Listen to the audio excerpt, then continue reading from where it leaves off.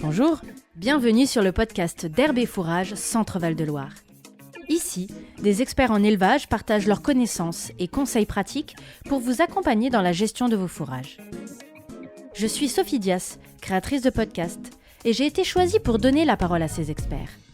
Ensemble, nous allons explorer des solutions pour améliorer la performance et la durabilité de vos systèmes fourragers. Si vous vous questionnez sur la production et la gestion des fourrages, ce podcast est fait pour vous. Bonjour, chers auditeurs. Nous sommes avec Philippe Loquet, conseiller élevage et fourrage à la Chambre d'agriculture d'Eure-et-Loir. Bonjour Philippe. Bonjour Sophie. Dans cet épisode, nous allons parler de la fertilisation phosphopotassique des prairies. Alors, dans la conduite de ces prairies, dans le calendrier cultural, la fertilisation, c'est une étape clé pour assurer un bon niveau de production, pour l'alimentation du troupeau. Alors, il y a différents éléments nutritifs qui sont essentiels dans la fertilisation, comme l'azote, le calcium, mais ici, on va vraiment se focaliser seulement sur le potassium et le phosphore. Avec ma toute première question, forcément, Philippe, qu'est-ce que le phosphore et le potassium apportent au niveau de la plante? Tout d'abord, le potassium, donc c'est un élément essentiel. Disons que c'est le deuxième nutriment le plus important, donc après l'azote. C'est un élément qui est indispensable pour la structure des végétaux. Notamment, le potassium intervient dans la lignification des plantes. Donc le potassium, il régule la pression osmotique et il régule le pH des cellules des végétaux. Il participe notamment à la captation du CO2 lors de la photosynthèse. Une plante qui est sujette donc à un stress thermique, disons que si elle a pas mal de potassium disponible, elle sera plus résistante donc à des fortes chaleurs. Donc une plante qui se transpire, c'est une plante qui aspire de l'eau, et en même temps qu'elle aspire de l'eau, donc elle aspire du potassium. Donc ça, c'est pour le potassium. Ça, c'est pour le potassium. Quant au phosphore, donc c'est aussi un élément indispensable. Lui, il intervient donc dans la croissance des plantes, et notamment dans la croissance du système racinaire. Donc le phosphore notamment est très très important pour les jeunes plantules, pour les jeunes semis, et c'est pour ça qu'il faut être très vigilant d'avoir des sols suffisamment riches en phosphore lorsqu'on fait des implantations de prairies, parce que donc la première et la deuxième année, les plantules auront beaucoup de besoin de phosphore pour développer leur système racinaire. Donc notamment le phosphore, il intervient aussi donc dans des constituants type ATP. Donc ATP, je rappelle, c'est l'adénosine triphosphate, donc qui est fabriqué donc dans les chloroplastes et qui permettent justement le transport de l'énergie lors des réactions métaboliques. Donc sans phosphore, disons qu'on n'a pas de croissance. Est-ce qu'il y a un risque finalement s'il y a un déséquilibre? Dès qu'il y a un déséquilibre, donc forcément c'est handicapant pour la prairie.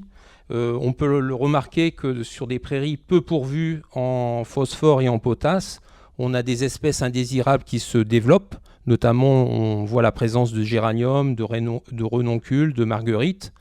Et ces adventices diminuent dès que l'on fait des apports d'engrais de fond, donc de phosphore et de potasse. Comment se raisonnent ces apports en potassium et en phosphore? Alors, ces apports de phosphore et de potassium se raisonnent en fonction donc de la flore présente. Une graminée est moins exigeante en phosphore qu'une légumineuse.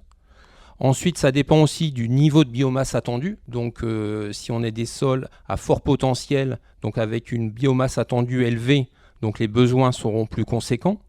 Ça dépend aussi du mode d'exploitation. Si on est sur un système pâturant, donc les besoins sont moindres parce qu'on a une restitution immédiate donc des fesses donc des animaux.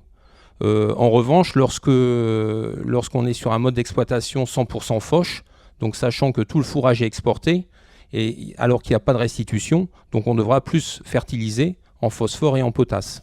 Et après, ça dépend de ce qu'il y a des apports précédents. Et en plus, ça dépend aussi en fonction quelles sont les teneurs de phosphore et de potasse en réserve dans le sol. Alors concrètement, je commence par quoi? Déjà, c'est avant d'implanter une prairie, il est primordial justement de connaître la fertilité chimique de son sol. Donc ça passe par une analyse de sol. Tout à fait.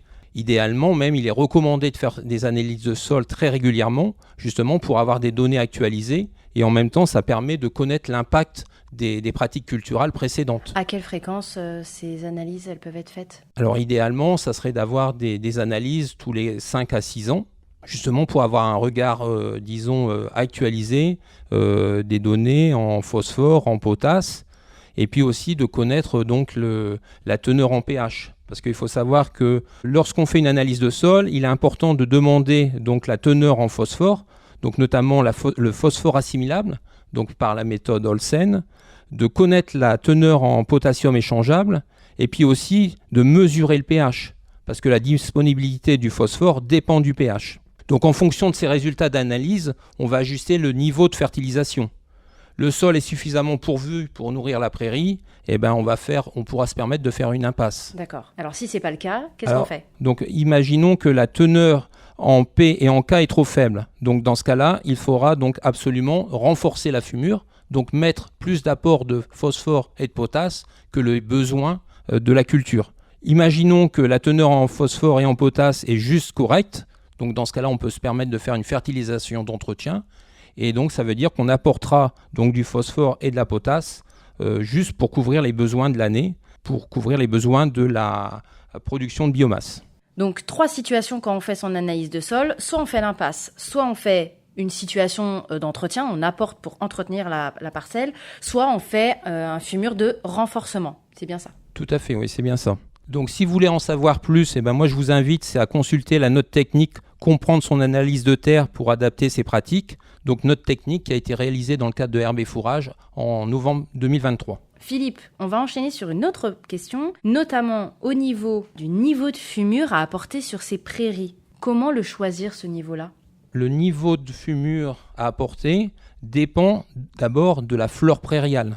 Souvent, les besoins donc, sont exprimés donc, en unités par tonne de matière sèche exportée ou attendue.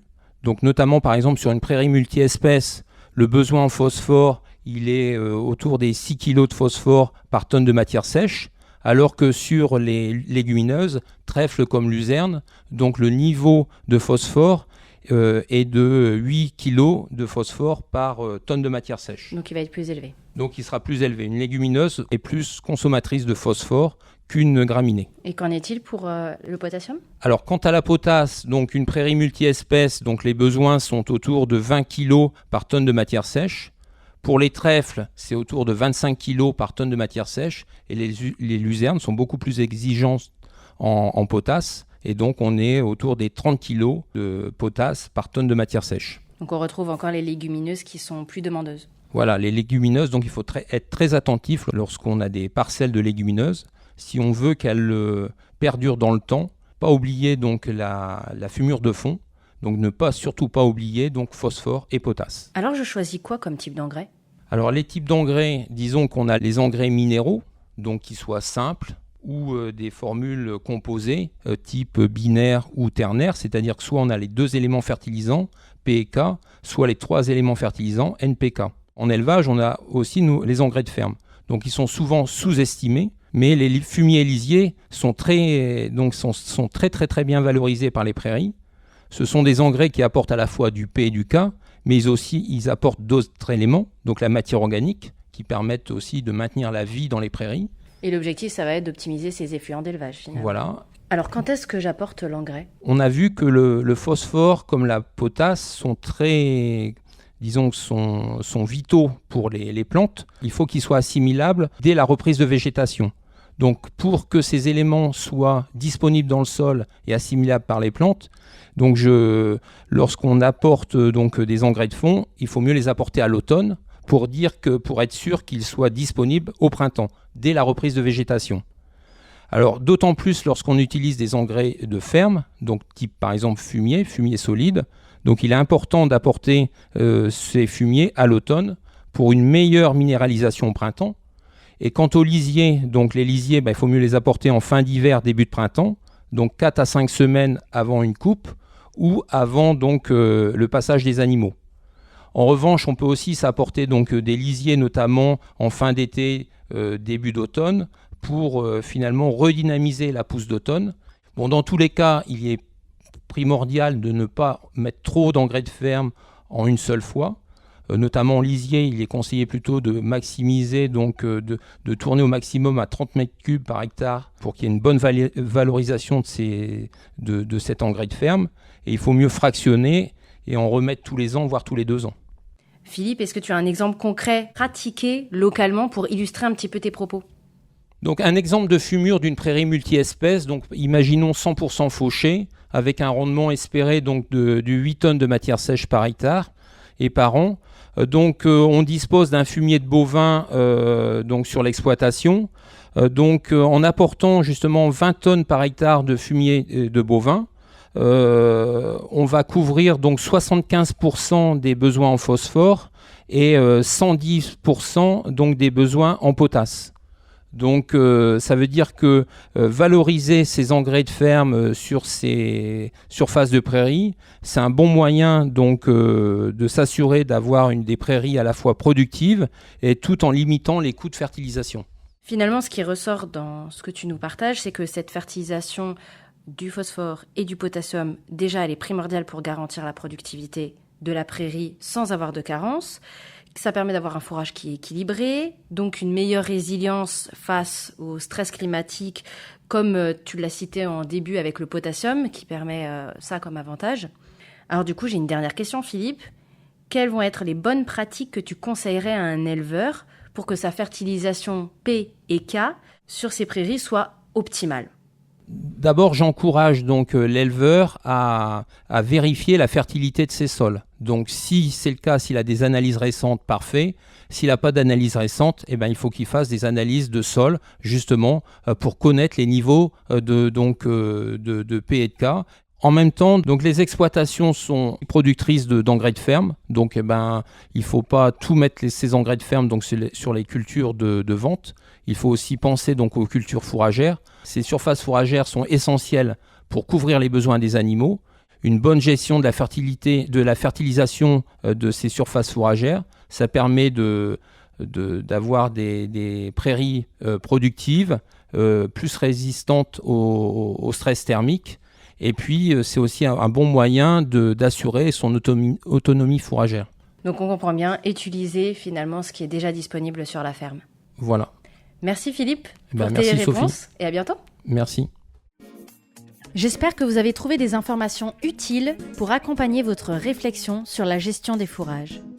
Retrouvez des compléments sur le site internet et les réseaux sociaux d'Herbe et Fourrage Centre-Val de Loire. Nous remercions l'ensemble de nos partenaires, en particulier la région Centre-Val de Loire et le FEADER pour leur soutien financier.